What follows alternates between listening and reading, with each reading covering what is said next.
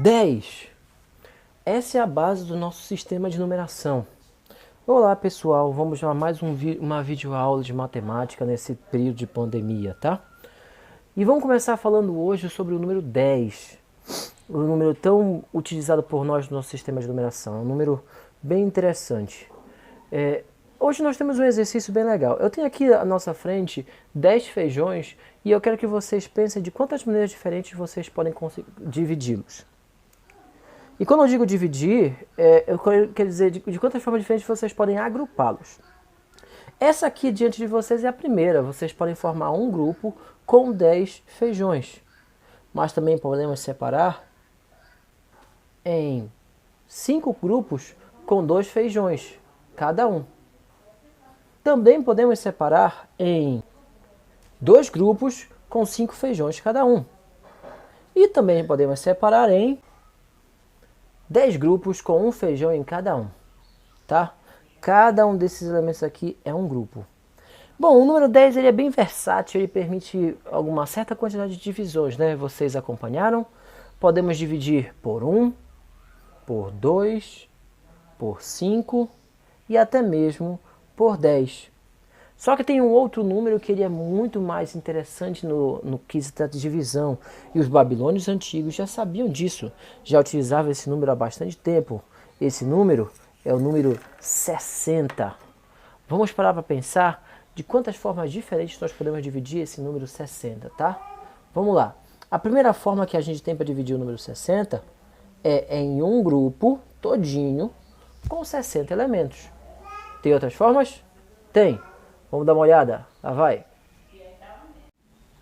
Olha só, podemos formar 2 grupos com 30 feijões em cada um. Também podemos dividir em 3 grupos com 20 feijões em cada um. Dá para fazer mais? Dá, vamos dar uma olhada. 4 grupos com 15 feijões em cada um. Dá para fazer mais? Dá sim, vamos ver. 5 grupos com 12 feijões em cada um. E ainda dá mais. Olha só. 6 grupos com 10 feijões em cada um. 10 grupos com 6 feijões em cada um. 12 grupos com 5 feijões cada um. 15 grupos com 4 feijões cada. 20 grupos com 3 feijões. 30 grupos com 2 feijões e 60 grupos com 1 feijão cada um. Agora imagina, gente, um número com tantos divisores possíveis, né? O que não pode se fazer com ele no comércio? Imagina, por exemplo, que você é um produtor, você precisa vender a sua produção, mas você não tem condições de vender para uma pessoa só. Nessas condições, se você tem a habilidade de trabalhar com os divisores de 60, você pode facilmente encontrar quantos compradores você quiser. Você poderia vender, por exemplo, metade da sua produção para uma pessoa e o restante você poderia dividir para 6 compradores, 5 compradores, 4 compradores, 3 compradores, 2 compradores, até mesmo 1 comprador ao todo. Então os babilônios utilizavam muito o número 60 para fechar negócios, justamente porque ele era altamente divisível. E o que essa divisibilidade tem a ver com o nosso assunto de geometria? Vamos dar uma olhada. Vai! Pessoal, eu construí aqui esse anteparo. Eu tenho aqui uma superfície plana para a gente poder lembrar a ideia de ângulo. Se vocês bem lembram o que é um ângulo, o ângulo é uma região no plano formado por 2 retas que saem do mesmo vértice. Então esse prego aqui tem a função de vértice e esses barbantes que eu tenho aqui fazem a função de retas, tá? Então, quando eles estão assim juntinhos um ao outro, não tem separação entre eles, não há deslocamento. Mas a partir do momento que eu fixo um e movimento o outro, você começa a perceber o surgimento de alguns planos, alguns ângulos. Galera, isso aqui é um ângulo e essa região toda aqui fora também é ângulo. Os ângulos eles podem ser mais fechados ou eles também podem ser mais abertos, tá? Conforme o movimento, a reta que eu utilizo aqui, eu posso desenhar ângulos mais fechados ou eu posso desenhar ângulos mais abertos, tá? Olha só, como nessa situação aqui. Isso aqui também é um ângulo.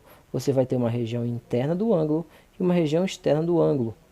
Isso aqui é um ângulo, isso aqui é um ângulo, tá? Então, você pode desenhar ângulos fixando uma reta e deslocando a outra à vontade para onde você quiser. Agora vamos olhar para ver o que acontece quando você bota um ponto referencial nessas retas. Olha só, pessoal. Deixa só eu reposicionar aqui a câmera. Não. Olha só, pessoal. Aqui está o nosso vértice, tá? Eu vou desenhar aqui para nós uma reta fixa.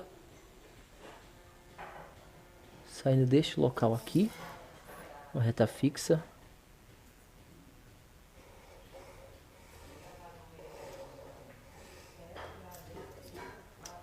Tá? Espero que vocês estejam enxergando bem essa reta aí. E eu vou posicionar aqui uma reta móvel.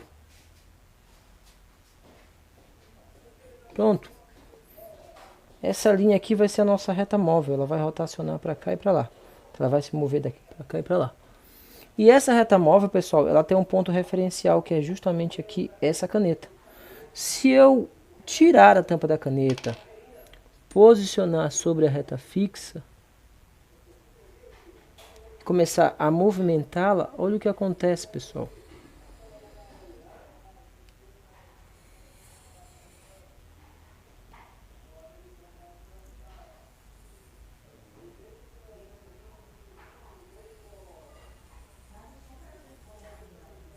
Olha só, quando eu movimento, quando eu desloco essa reta aqui, olha o que surge para nós, pessoal.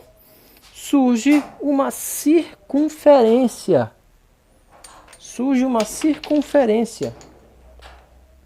E essa circunferência é extremamente importante para a gente entender o assunto de ângulos, galera. Porque essa circunferência vai ser referencial para a gente poder trabalhar a medida de um ângulo. Por que essa circunferência é tão importante, pessoal?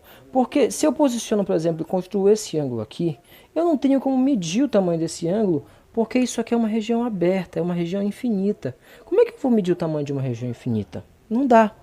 Mas dá para eu fazer comparações, pessoal, utilizando essa circunferência que foi desenhada.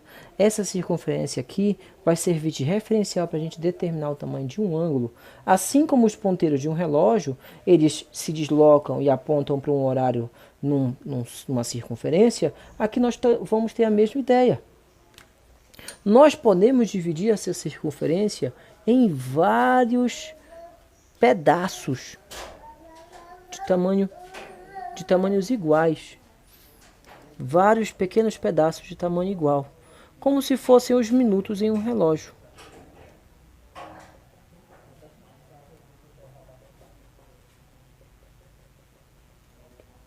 Cada um desses pequenos pedaços é chamado de grau. Cada um deles é um grau.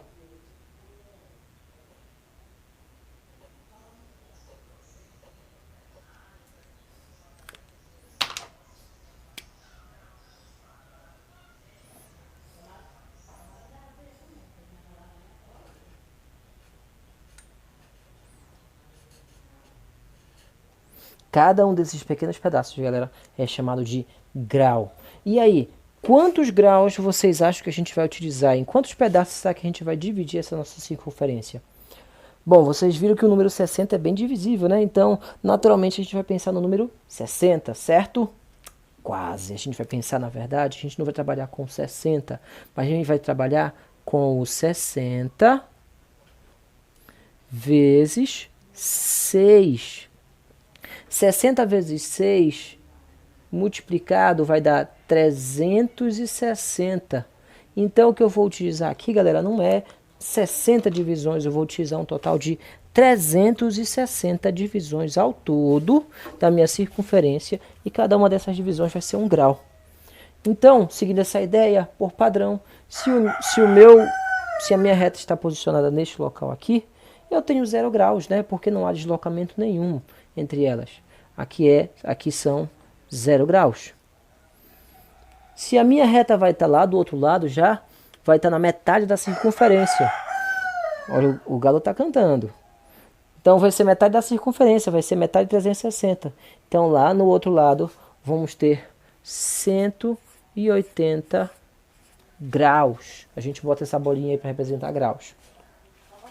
Então aqui, ó, na metade do caminho, na metade de 180, eu vou ter 90 graus. E aqui embaixo eu vou ter 270 graus, que são os 180 mais 90, tá? 270 graus, 270 tracinhos até aqui embaixo. Beleza? Tranquilo? Pessoal, eu quero que vocês tenham uma atenção especial a esses 90 graus que estão lá em cima. Esse é um ângulo de referência muito utilizado na matemática. Ah tá, esqueci de citar com vocês. Quando eu dou a volta completa, eu retorno para os 360 graus. Eu volto para a mesma posição, né? São equivalentes aqui a esses dois, tá? São congruentes. Então, esse ângulo de 90 graus, ele é muito citado na matemática. Ele é o que a gente chama de ângulo reto. Ele é chamado de ângulo reto porque justamente daqui de cima para cá são 90 graus e daqui de cima para cá também são 90 graus. Então ele não está nem mais para esquerda e nem mais para direita. Está perfeitamente reto, está perfeitamente alinhado. Então todo ângulo que mede 90 graus é também chamado de ângulo reto. Ok? Em outra situação que também se utiliza a ideia de ângulo reto. Quando você tem duas retas formando 90 graus, a posição entre elas você diz que elas são retas perpendiculares. Retas que formam 90 graus são retas perpendiculares. Tá? Então eu posso dizer que essa reta aqui de baixo está perpendicular a essa reta aqui, porque as duas juntas formam 90 graus. Tá ok? E você? Na sua casa, onde mais você pode identificar ângulos retos? Cita para mim. Fala para mim, por favor. 5... O galo tá cantando, né? Fala para mim, por favor. 5 estruturas, 5 objetos onde você consegue perceber o ângulo reto. Pode ser um objeto, pode ser na sua própria casa, mas que você perceba essa presença do ângulo reto, ou seja, o ângulo formado entre retas que se cruzam com uma abertura de 90 graus. Tá beleza? Obrigado, galera. Até a próxima. Tchau.